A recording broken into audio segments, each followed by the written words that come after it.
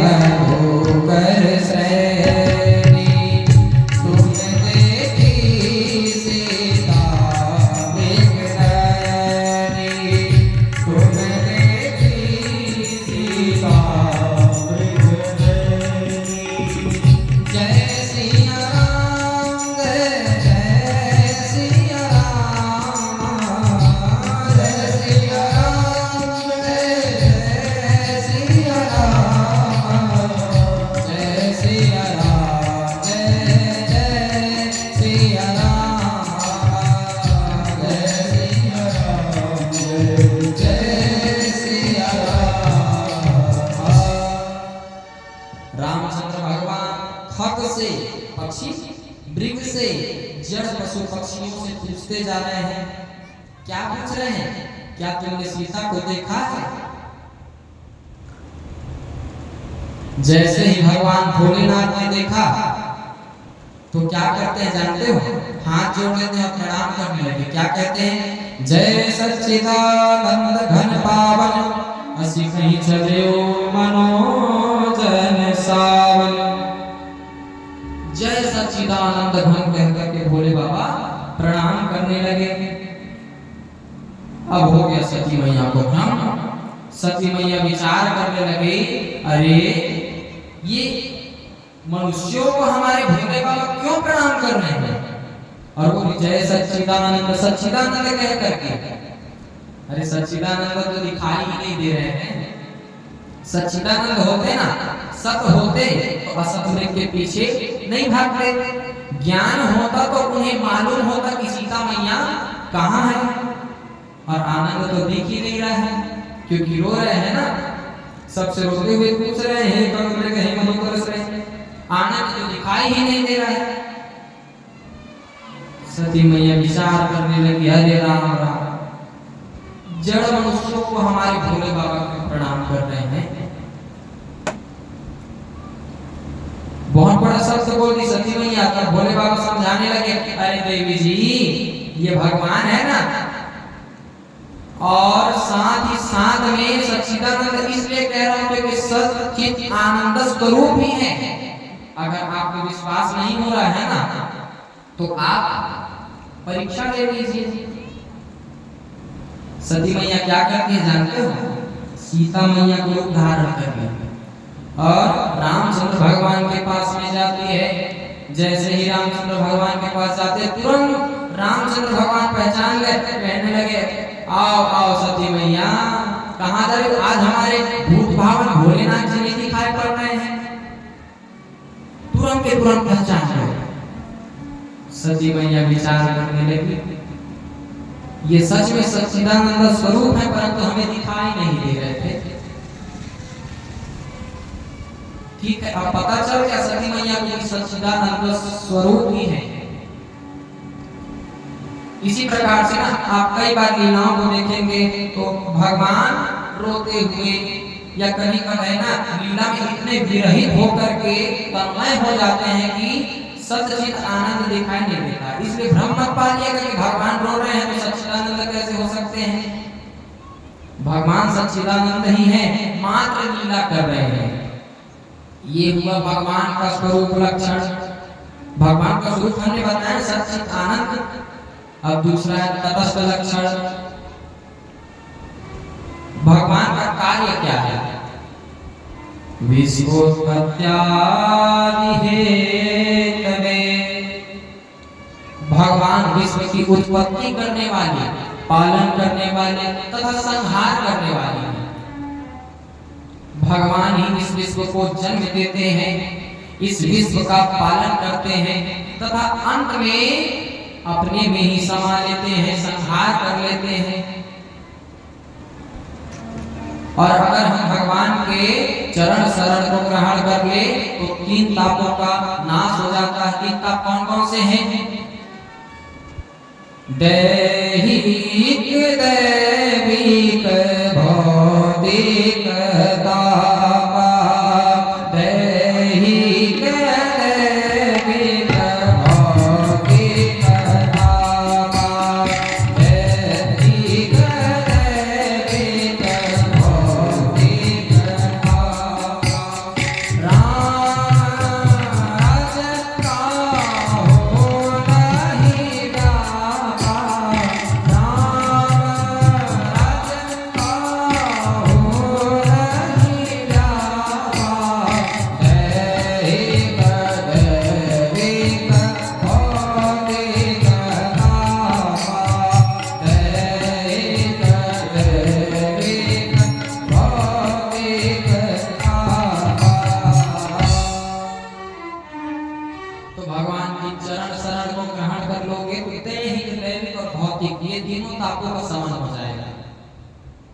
दैहिक अर्थात देह का प्रकोप, शारीरिक बीमारियां। और शारीरिक बीमारियां दो प्रकार की होती है, एक तो शारीरिक और दूसरा मानसिक। इस देह में दो ही प्रकार की बीमारी, शरीर से बीमार पड़ जाओगे या मन से बीमार पड़ जाओगे। शरीर से कैसे बीमार होगे? आपको सर्दी आ गया, जुकाम आ गया, ये सब शरीर की जो बीमारियां हैं ये शारीरिक है। और दूसरा होता है मानसिक। अच्छा, आपको एक दृष्टांत के माध्यम से समझाता हूँ, समझिएगा। एक बार एक बाबा जी से कोई व्यक्ति पूछा, बाबा जी आप एकदम स्वस्थ तंदुरुस्त दिखते हो, आप कभी बीमार नहीं पड़े क्या? वो बाबा जी कहते हैं, अरे भैया तुम एकदम सही कह रहे हो, मैं एक बार भी बीमार नहीं पड़ा हूं, एकदम स्वस्थ रहता हूं, ना कभी मुझे सर्दी हुआ, ना जुकाम हुआ, ना खांसी हुई, एकदम तंदुरुस्त रहता हूं। परंतु वही व्यक्ति फिर पूछे, अरे बाबा जी आप स्वस्थ तंदुरुस्त रहते हो, आपका चेहरा थोड़ा दुखी क्यों दिख रहा है? तो वो बाबा जी क्या कहते हैं पता है? बाबा जी कहते हैं, अरे भैया मैं स्वस्थ तो हूं, परंतु ना मेरा एक पोता था, मैंने पोता का विवाह बढ़िया अमीर घराने में पक्का किया था, 50 लाख रुपए दहेज मिल रहा था, पर क्या हुआ जानते हो? मेरा जो पोता है ना वो भाग गया, इसीलिए दुखी हूं, 50 लाख रुपए नहीं मिल पाएगा। मन से दुखी हो रहा है, ये मानसिक है। तो यही दो प्रकार की बीमारी, एक शारीरिक और एक मानसिक, और ये सब दैहिक प्रकोप के ही दो शाखाएं हैं। अब दूसरा है दैविक ताप।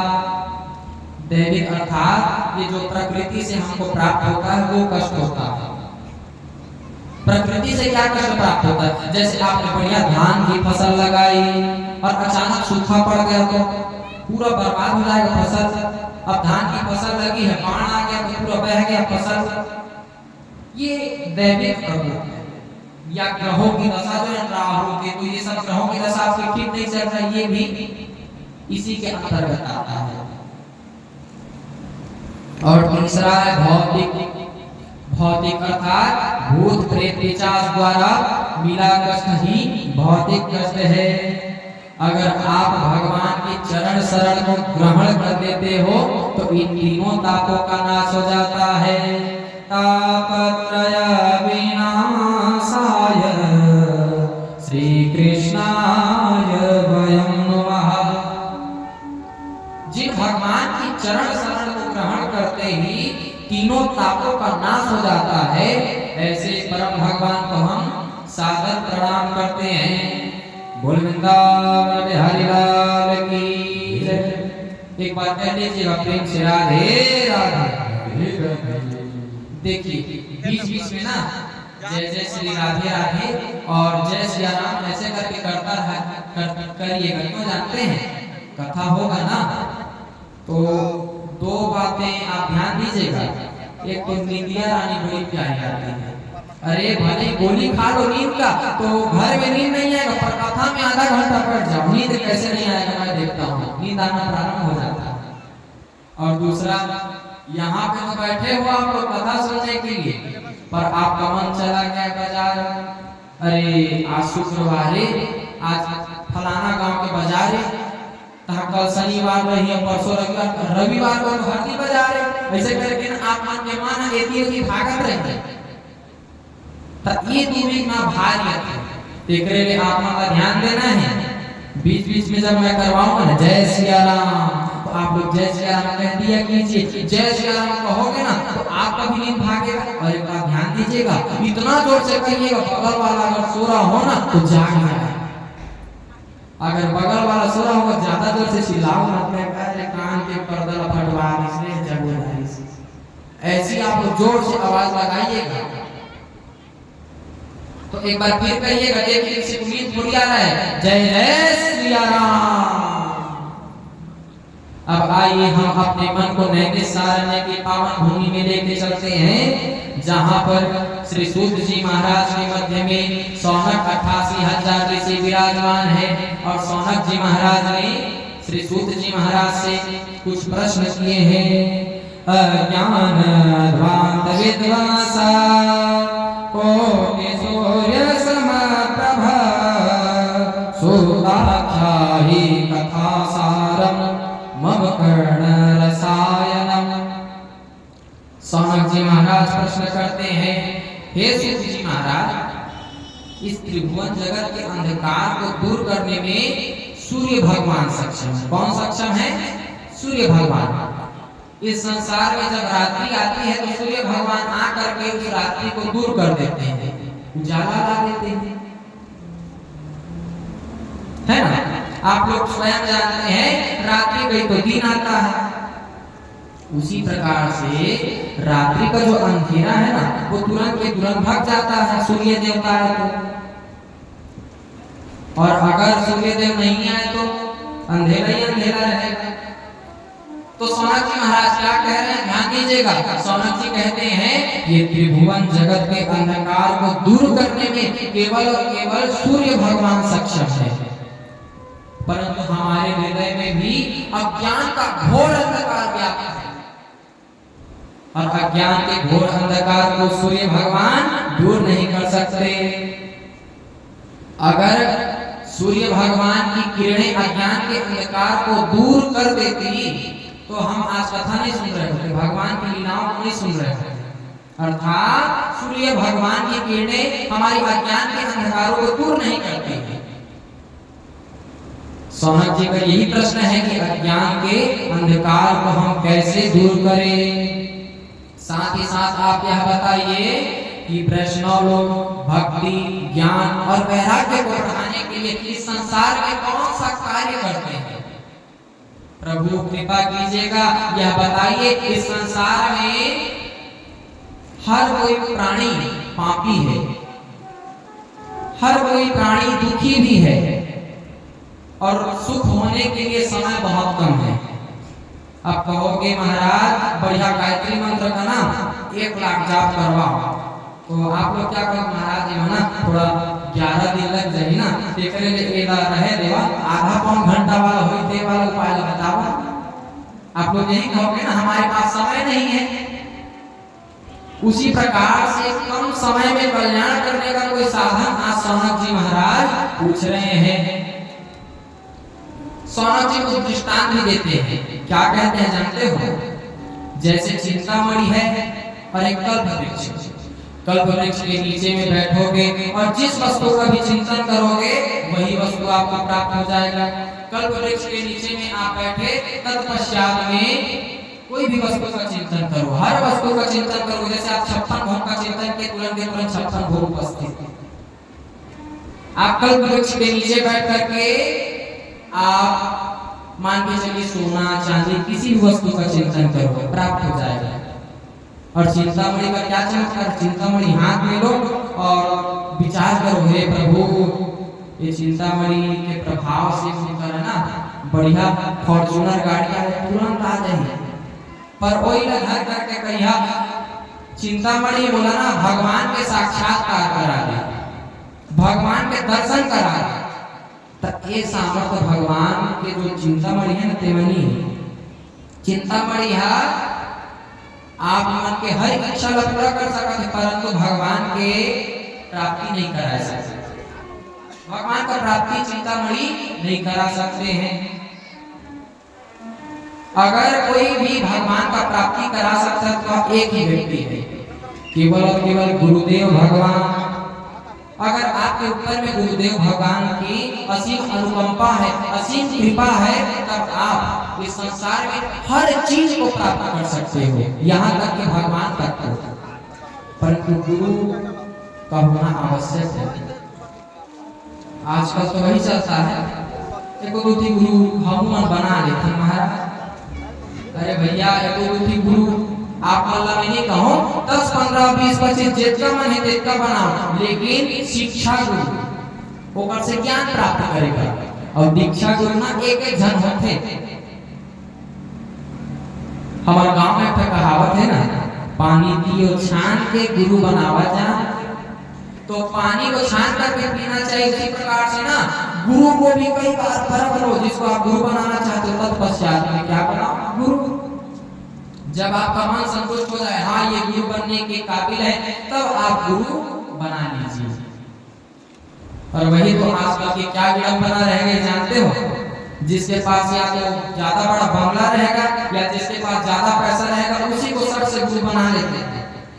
आप कहीं भी जाएंगे अगर तो बड़े बड़े मठाधीश के यहाँ ना ज्यादा गुरु चेले मिलते हैं, ऐसी माइक में बैठते हैं और उसके बाद में ना सब ऐसे बैठे रहते हैं मनुष्य लोग, और उनके मध्य में फिर मंत्र दे देते हैं, ओम नमो भगवते वासुदेवाय, और 4-5 मंत्र और दे देंगे, बोलेंगे चेला जे मंत्र पसंद है इसकी लक्षण के ले ले और बाकी छोड़ के चल जाए। आजकल इसलिए विडंबना हो गई। और गुरु बनाने के साथ साथ में क्या होता है जानते हो, आजकल तो वैसे भी गली गली में घूमोगे ना तो हर जगह गुरु मिल जाएंगे। गली गली में गुरु फिरे हमसे दीक्षा ले, स्वर्ग जाओ चाहे नरक में धोती रुपया दे। तो आजकल की क्या विडंबना रह गई, हमसे दीक्षा ले लो भैया, हमसे दीक्षा ले लो, यही कहते हैं आज मनुष्य लोग। स्वर्ग जाओ चाहे नरक में हमें कोई मतलब नहीं है, केवल और केवल धोती और पैसा चाहिए। और उनको चेला भी ऐसे मिलते हैं, कैसे मिलते हैं जानते हो, भलो भयो गुरु चल बसो चेलन पड़ गई चैन। देखिएगा चेला क्या कह रहा है, भलो भयो गुरु चल बसो चेलन पड़ गई चैन, 6ठे महीना आन तो धोती रुपया ले। अरे भैया बढ़िया हुआ गुरुजी ना पधार गए थे, वरना 6-6 महीना एक भाव मिले लगता है और सब मना खाली हाथ थोड़ी जा होता ना, बढ़िया धोती और पैसा लेकर के जान 6 महीना में एक पैसा बाहर जाए।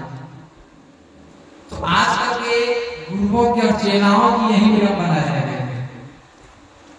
तो अच्छा गुरु आजकल कहीं नहीं मिल पाता है, अगर आपको मिल भी जाएगा ना तो भगवान की असीम अनुकंपा से, असीम कृपा से। मैं तो कहता हूं भैया इस संसार में ना लाखों गुरु मिल जाएंगे, परंतु उसमें से लाखों में से एक ही मणि निकलेगा। खदान में ही तो निकलता है हीरा, परंतु हर चमकती हुई चीज हीरा नहीं होती। उसी प्रकार से हर चमकता हुआ व्यक्ति या अच्छा दिखने वाला व्यक्ति गुरु बनाने योग्य नहीं होता। आप देख लीजिए, उसको कई बार परख लीजिए, जान लीजिए, तत्पश्चात में गुरु बनाइए। ये श्रीमद् भागवत महापुराण से हमको शिक्षा मिलती है। अब सूत जी महाराज कहते हैं, हे 188,000 ऋषियों, आपने बड़ा सुंदर प्रश्न किया है। ये संसार है और संसार में आना और जाना दोनों फिक्स है। आया है सो जाएगा राजा रंग फकीर, आया है वो व्यक्ति जाएगा, चाहे वो राजा हो चक्रवर्ती हो, यहाँ तक कि इंद्र को भी मरना पड़ता है। कैसे जानते हो, इंद्र तो अमर है कहोगे आप, नहीं महाराज, इंद्र एक पदवी होती है, पद होता है इंद्र। और जैसे आप इंद्र लोक में गए हो, आपको अमर कह दिया गया और अमर कह दिया गया तो आप मानोगे हाँ मैं अमर हो गया, परंतु आप अमर नहीं हुए हो। क्योंकि भैया अगर अमृत को ना एक चम्मच याद रखी, मान के चला मोहनी भगवान जो है ना धनवंतरी भगवान एक के बड़का कलश ले दी धनवंतरी भगवान, अब ज्यादा बड़का नहीं था, एक का बड़का ले सिंटेक्स का। अब उत्काओ बड़का रखीस ना ऐसे चम्मच में दून के पियतीस ना, तब आज तक अमृत खत्म हो जाना है इसे। और अमृत का देखता ना कथे अमृत एक भारी माने महाराज, अमृत कहाँ ना पीबो तो बढ़िया पुण्य करा स्वर्ग में जावा अमृत का पिया, परंतु नहीं, अगर अमृत एक को चम्मच पियाया रहीस ना तो अभी तक ले अमृत खत्म हो गए रहते। सही बात है ना। अगर अमृत आपके मान के चलिए आपके पास में एक गिलास जल है, पानी, अब उस पानी को आपको कितने लोगों में वितरण करना, अब एक चम्मच आप दोगे तो भी खत्म हो जाएगा, अब वो फिर थोड़ी भरते रहेगा, माया भी थोड़ी है। उसी प्रकार से ना अमृत को केवल सुंघाया जाता है, पिलाया नहीं जाता है। अमृत को सुंघा करके कहा जाता है हाँ भैया तुम अमृत पी चुके हो, अब तुम अमर हो गए। अमृत सूंघ लिए मतलब आप अमर माना, यही कह रहे हैं देवता लोग हमको। तो महाराज एक चम्मच अमृत नहीं पिए लगे, केवल सूंघत है। भारी कंजूस से कावा जाता, अगर अमृत ला याद रखते से खत्म हो जाती, पहला बात एला में बताएं हां अल्लाह, और साथ ही साथ में अमृत ला आप मन पिया ना, तब वो आप मन लगी हम अमर हो गए, पर नहीं हुआ। और जे आप अमर होए वाला अमृत के हम कथामृत, और वही कथामृत ले आप मन भागत रहता। अरे 5 मिनट नहीं हो पाता है, पैर दर्द करने लगता है, शरीर में थकावट आ जाती है। कहते हो महाराज अब 1 घंटा तो बैठ गए हैं कथा में, अब बढ़िया आशीर्वाद देवा, अब हम जाते हैं घर, और घर में थोड़ा आराम कर, ड्यूटी ले आए हैं, काम करके आए हैं, थोड़ा आनंद की प्राप्ति हो जाए, इसलिए आप लोग घर चले जाते हो। और उसके बाद कहोगे कि आज हम तो कथा सुन करके आए हैं, मतलब हमारा पुण्य ज्यादा होते जा रहा है, अब स्वर्ग में जाकर के हम अमृत को पिएंगे। परंतु कहाँ का अमृत पीने को मिलेगा भैया?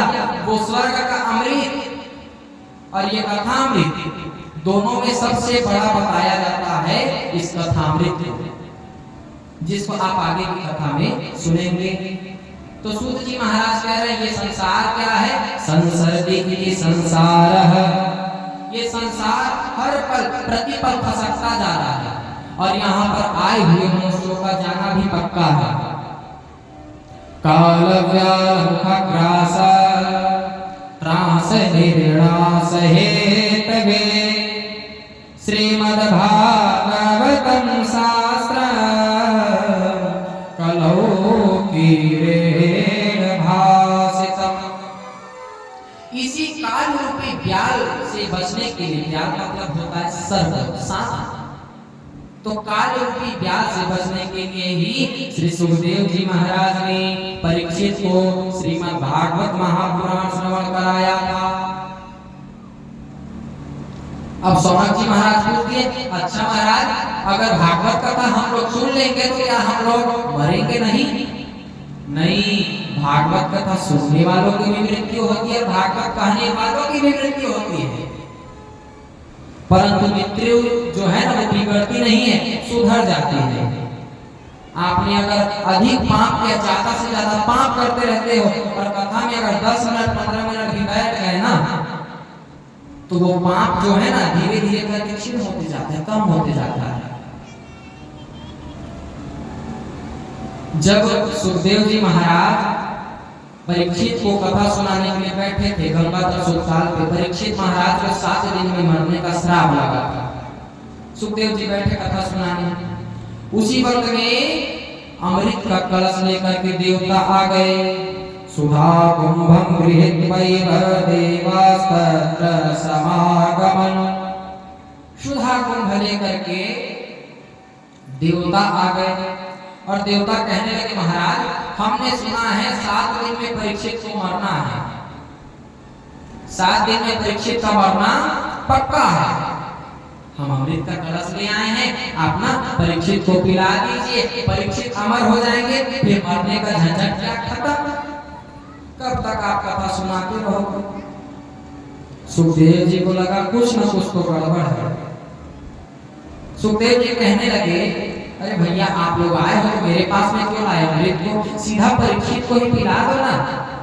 तो देवता लोग ना थोड़ा शर्मा करके कहते हैं महाराज ये अमृत के बदला में ना तू चला हमारे संग में, और हम स्वर्ग में ना एक कथा सुनैहा।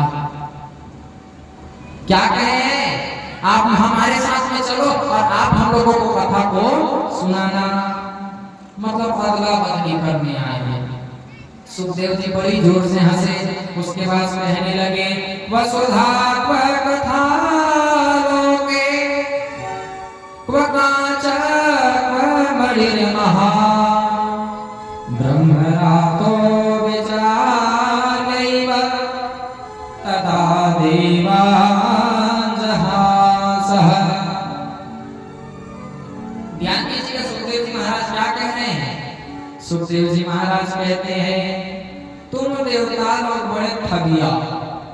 अरे भैया जब दधीच बाबा को दंडवत करने गए, प्रणाम करने गए ना, तो हड्डियां मांग करके ले आए, और ये 14 रत्नों में श्रेष्ठ है अमृत।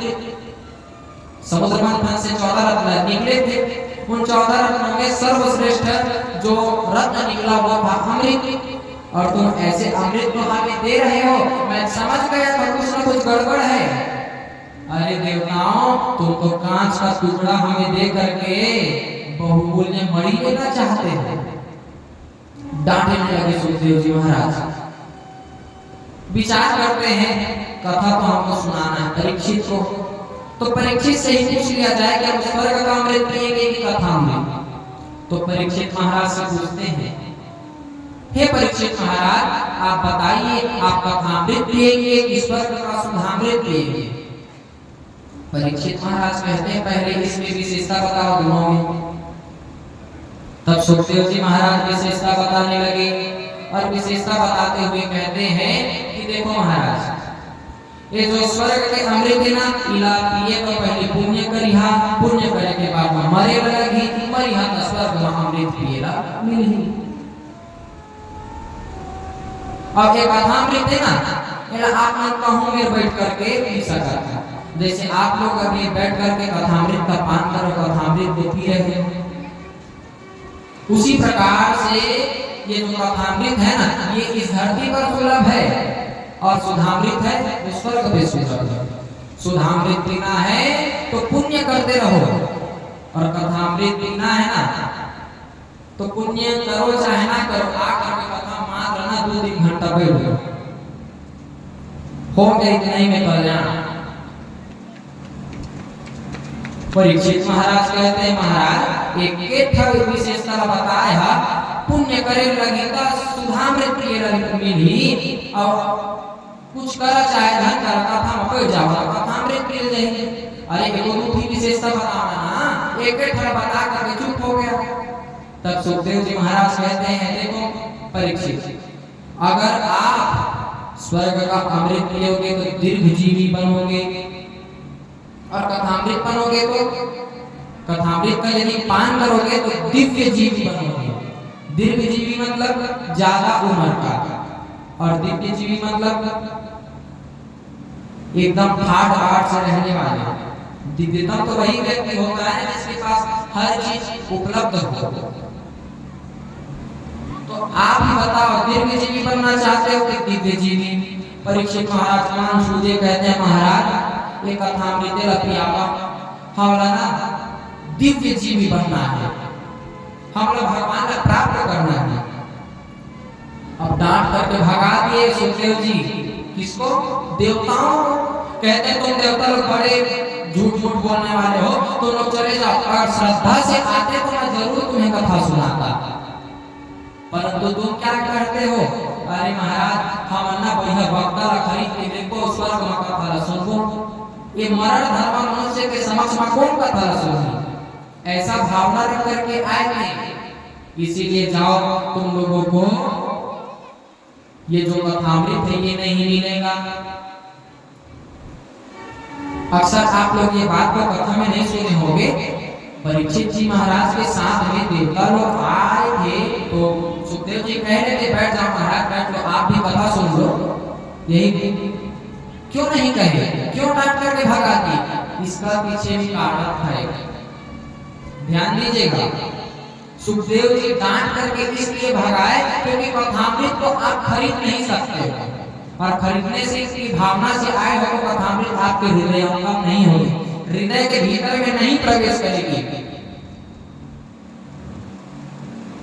अब देवता लोग को जब डांट करके भगा दिया गया तो देवता लोग ब्रह्मा के पास में पहुंच गए।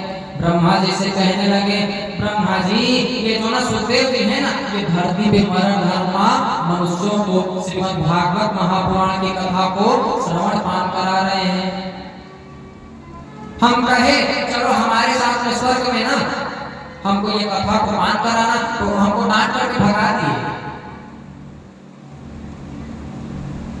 अब ब्रह्मा जी कहते हैं ठीक है देवताओं, तुम 7 दिन बाद देख लो परीक्षित का क्या होता है, क्योंकि 7 दिन में तो परीक्षित को मरने का श्राप लगा है। अब ब्रह्मा जी भी देखने लगे परीक्षित का क्या होता है। तब क्या देखे जानते हो? राग हो मोक्षम तथा यक्ष पुरा धाता विस्मतः सत्यलोके तुलाम्बत्वा तोलयत् साधनान्यथा। जब ब्रह्मा जी देखते हैं परीक्षित का 7 दिन कथा सुनने के बाद में कल्याण हो गया, परम पद को पा गए, भगवान के पार्षद स्वयं आए और परीक्षित को लेकर के गए। ब्रह्मा जी के चक्कर में पड़ गए तो एक तराजू लगाया, और तराजू कौन सा है? मन का। और उस मन के तराजू में अनेक धर्मशास्त्र रख दिए, ऋग्वेद, यजुर्वेद, अथर्ववेद, सामवेद, ये चारों वेदों को रख दिया, महाभारत रख दिए, नाना पुराण को रख दिए, और एक पल्ले में श्रीमद् भागवत जी को रखा। जैसे ही एक पल्ले में भागवत जी को रखा तो अन्य जो धर्मशास्त्र के पल्ला था वो एकदम ऊपर लटक गया। भारी रथ है तो नीचे बैठ गए, हल्का ऊपर जाते तो भारी निकला श्रीमद् भागवत महापुराण। तब संत महात्माओं ने घोषणा कर दी, मेरी रे भगवत रूपम शास्त्रम भागवतम कलो। ये जो श्रीमद् भागवत महापुराण है ये साक्षात श्री कृष्ण का वांगमय प्रतिस्वरूप है, इसमें साक्षात श्री कृष्ण भगवान ही समाये हुए हैं। सौनक जी महाराज कहने लगे, हे सूत जी महाराज, ये जो श्रीमद् भागवत महापुराण इतना दिव्य है, इतना आनंदमय है, रसमय है, तो 7 दिन में झटपट क्यों सुना रहे हो? 1 मास का कर लेते, 1 महीने वाला, 1 वर्ष का कर लेते, अरे ज्यादा नहीं तो कम से कम 1 पक्ष का कर लेते, 15 दिन का। परंतु आप तो 7 दिन में झटपट सुना करके जा रहे हो। सूत जी महाराज कहने लगे, देखो सौनक जी महाराज, ये 7 दिन में कथा सुनने की परंपरा ना जब नारद जी महाराज को संकादिक महात्माओं ने सुनाई तब से प्रारंभ हुआ था। सौनक जी पूछने लगे, महाराज आप कह रहे हो संकादिक महात्माओं ने सुनाई और नारद जी सुने, परंतु नारद जी तो 2 घड़ी से ज्यादा कहीं नहीं टिकते हैं। 5 मिनट यहाँ पे बैठे, 5 मिनट में फरार, तो एक जगह कभी भी स्थायी रूप से नहीं बैठते हैं। और आप कह रहे हो कि नारद जी ने कथा सुनी, वो भी 7 दिन तक बैठ करके। आप मुझे कारण बताइए, कब सुना, क्यों सुना, किस लिए सुना, हर प्रकार की बातों को आप मुझे बताइए। तब सूत जी कहते हैं, एकदा ही विशालाया चत्वार ऋषयो मला सत्संगार्थम क्षमायाता तत्र सुस्तत्र नारद। ध्यान कीजिएगा क्या कह रहे हैं। सूत जी कहते हैं, एक बार विशाल क्षेत्र बद्रीनाथ धाम में संकादिक महात्मा की शरण कर रहे थे। सनक, सनंदन, सनातन और सनत कुमार, ये चारों महात्मा विचरण कर रहे थे। उन्होंने देखा कि सामने से श्री नारद जी महाराज आ रहे हैं। बड़े प्रसन्न हो गए, क्योंकि अब हमको कथा सुनने को मिलेगा, भगवत प्राप्ति होगी, भगवान की महिमा का गान सुनने को मिलेगा। ऐसा विचार करके बड़े प्रसन्न हो गए, खुश हो गए। अब जैसे तुम शादी में जइहा और तुम्हारा पुरिया खाए वाला, समझ गया ना, आप ज्यादा बताया कि जरूरत में सब समझदार है। तब पुरिया खाए वाला, अब तुम्हारे जेब में पुरिया नहीं पड़े रही, उन्हें ला शादी में ना पुरिया खाए वाला एक जन्म मिल गया, का कहीं आ भैया तोरे इंतजार से भारी कुछ सोई मर्दी है। अब जैसे आप कहीं गए हो और आप शराब के आदि, शराब पीने वाले, और आपके पास में नहीं है शराब, और शराब का जो दुकान है वो भी दूर है, और वहीं पर यदि कोई शराबी व्यक्ति मिल जाएगा तो जय श्री राम होना चालू हो जाएगा, राम राम भैया कहाँ निकल करके आया है ना, प्रारंभ हो जाएगा ना आप लोग। उसी प्रकार से ना संकादिक महात्मा भगवान की कथा सुनने वाले, और भगवान की कथा सुनने वाले रसिकों को कोई रसिक वक्ता मिल जाता है तो बड़े प्रसन्न हो जाते हैं। तो नारद जी को जब आते हुए देखा तो बड़े प्रसन्न हो गए, परंतु नारद जी को जब ध्यान से देखे तो नारद जी का चेहरा था थोड़ा मणि। तो पूछने लगे, कथम ब्रह्मण दीन मुखः कुतश्चिन्ता पुरो भवान् त्वरितं गम्यते गोत्र कुतश्चागमनं तव। कथम ब्रह्मण दीन मुखः, वो ब्रह्मण नारद जी महाराज आपका चेहरा थोड़ा मलिन क्यों दिख रहा है, आप थोड़े उदास क्यों दिख रहे हैं, आपकी उदासी का कारण क्या है? ऐसा लग रहा है जैसे किसी महाकृपण का, लोभी का कोई धन चोर चुरा करके ले जाए तो उसका मुख लटक जाता है, वैसे आपका मुख दिख रहा है। अरे महाराज, आपका जो भी दुखी है उसको मुझे व्यक्त कीजिए, किस कारण से आप दुखी हैं। और आपने तो घुमक्कड़ महात्मा हो इसलिए एक तो घर तक नहीं बनाए हो, और आप अपना धन तो हर जगह बांटते रहते हो, और वो धन कभी खत्म नहीं होता है। संतों का धन क्या होता है?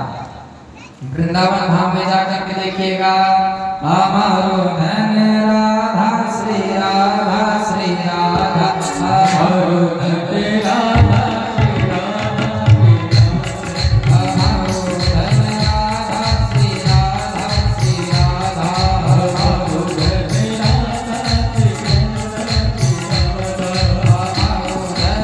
राधा श्री राधा श्री राधा,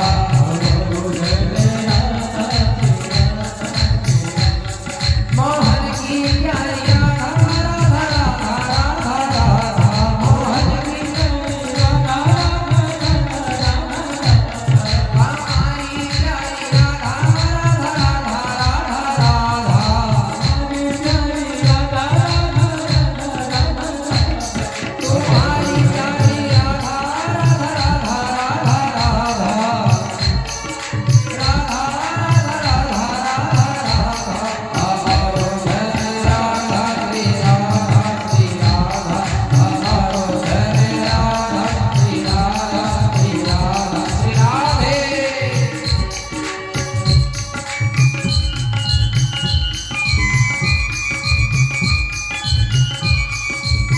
ताली बजाते हुए गाइएगा।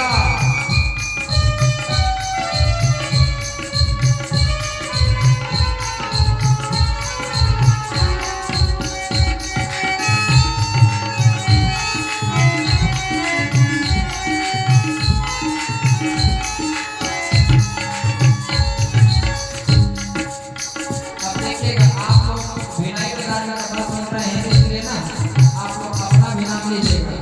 हमारी प्यारी राधा राधा राधा राधा राधा, हमारी प्यारी राधा राधा राधा राधा, सब लोगों की प्यारी राधा राधा राधा राधा राधा, सब लोगों की प्यारी राधा राधा राधा राधा, मीनाई बजाने वालों की राधा राधा राधा राधा, मीनाई बजाने वालों की राधा राधा राधा राधा, हमारो धन राधा जय श्री राधा, हमारो धन राधा श्री राधा श्री राधा, हमारो धन राधा श्री राधा श्री राधा, हमारो धन राधा श्री राधा श्री राधा, हमारो धन राधा श्री राधा श्री राधा। तो संतों का धर्म होता है केवल और केवल हरि नाम संकीर्तन। जैसे वृंदावन में राधा राधा जपने वाले मिलेंगे, और काशी में बम भोले, और बम भोले के साथ में एक और शब्द है बम भोले अपनी कृपा का बार भोले।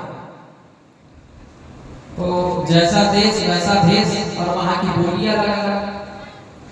और वहीं बद्रीनाथ धाम में जाओगे ना, नर नारायण कहते हैं। तो जैसा देश वैसी भाषा हो जाती है हर जगह की, वैसी वृंदावन में केवल और केवल संत महात्मा राधा राधा राधा करते रहते हैं, और राधा नाम से कल्याण होता है।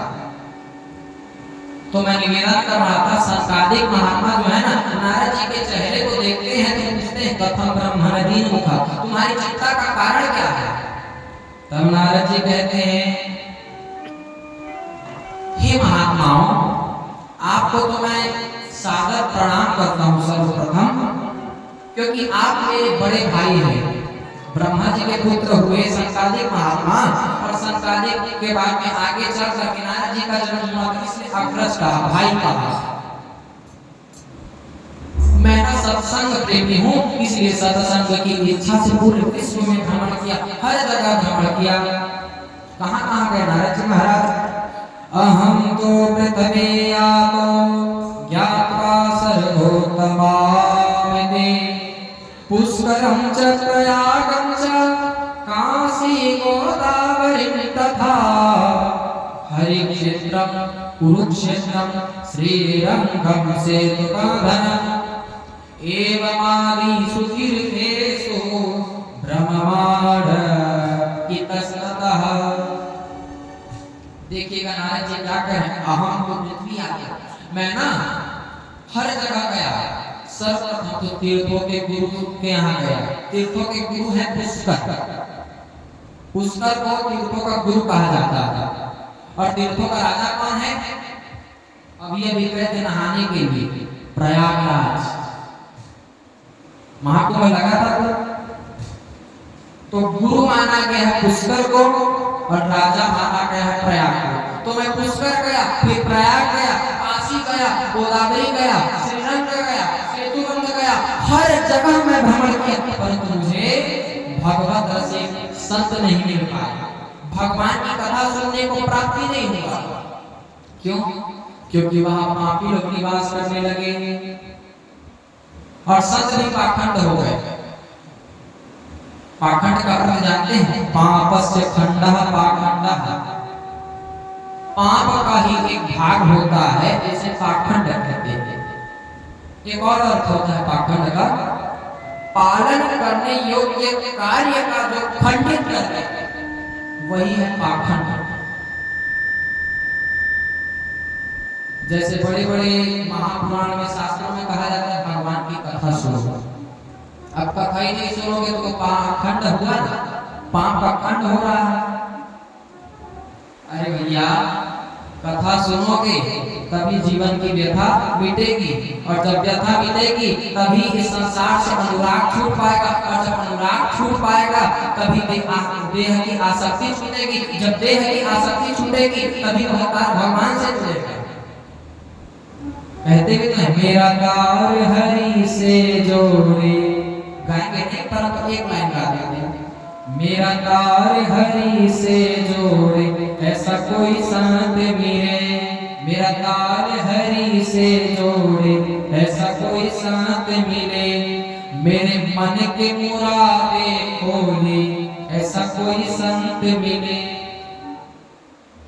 तो उसी प्रकार से मैं भी संत की इच्छा से संत के पास में जाओगे ना, तो संत बढ़िया बढ़िया कथा सुनाते हैं, और कथा सुनाने के साथ साथ में इतना बढ़िया लीलाओं का गान करते हैं। सबसे ज्यादा तो मैं कहूंगा ना, इधर उधर के वक्ता का भले ही आप सुनो, संतों का प्रवचन एक बार जरूर सुनिएगा।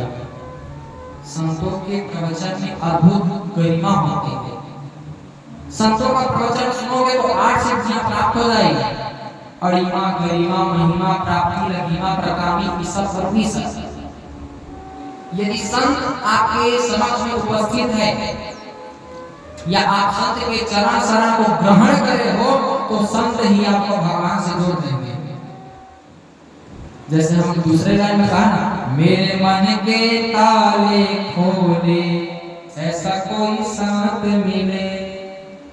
आइए कुछ लाइन गा ही देते हैं, मेरा तार हरि से जोड़े ऐसा कोई संत मिले, मेरा तार हरि से जोड़े ऐसा कोई संत मिले, मेरा तार हरि से जोड़े ऐसा कोई संत मिले, ऐसा कोई संत मिले, ऐसा कोई संत मिले, ऐसा कोई संत मिले, ऐसा कोई संत मिले, मेरा तार हरि से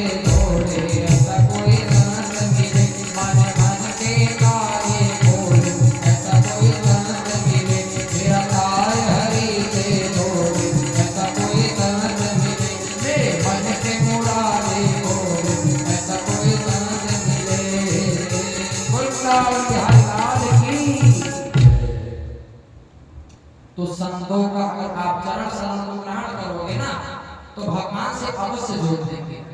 तो नारद जी महाराज भी संतों के खोज में निकले थे और संत के पास बैठ कर उनका कथा सुनेंगे बोल करके। पर क्या हुआ, संत निकले पाखंडी। अब एक बंगला दिखा, नारद जी को पूछ रहे हैं वो बंगला किसका है महाराज? कहते हैं त्यागी जी महाराज का। अरे भैया त्यागी है तो बंगला कहाँ ले बना रही से? ना 10-15 लड़का खेलत रहे, उसी से लड़का मन काकर भारी ऊपर को मचा ब्रह्मचारी जी महाराज। अरे भैया ब्रह्मचारी बने हैं और 10-15 लड़का ऊपर खेलत है। अब एक तरकीस ना तो देखा तो भवन में भारी जन घुसे आवे और कहते जय बाबा की बम बम भोले। पूछी बोलकर भीड़ का लगे।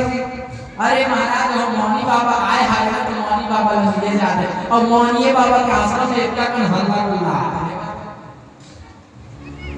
अरे ब्रह्मचारी के बच्चे नहीं रहने, त्यागी के तो बंगला नहीं रहना से, मौनी के तो आश्रम में हल्ला नहीं आना से। पर आप कब की सब का हो गए पाखंडी।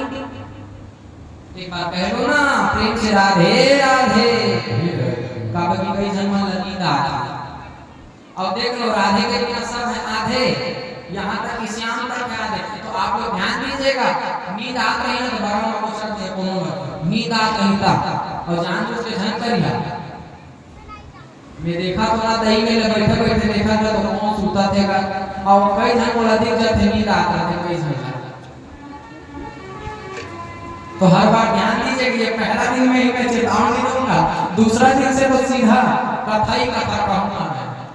पहला दिन ही हर बात में समझा रहा हूं।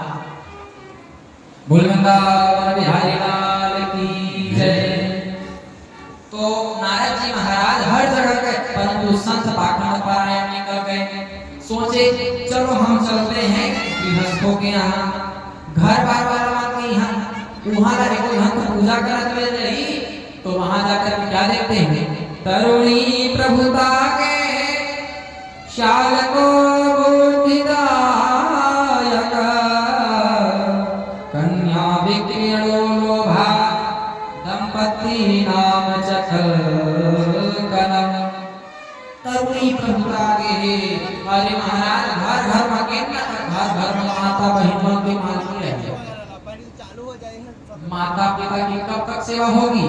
जब तक माता पिता ने तिजोरी की चाबी नहीं सौंपी थी।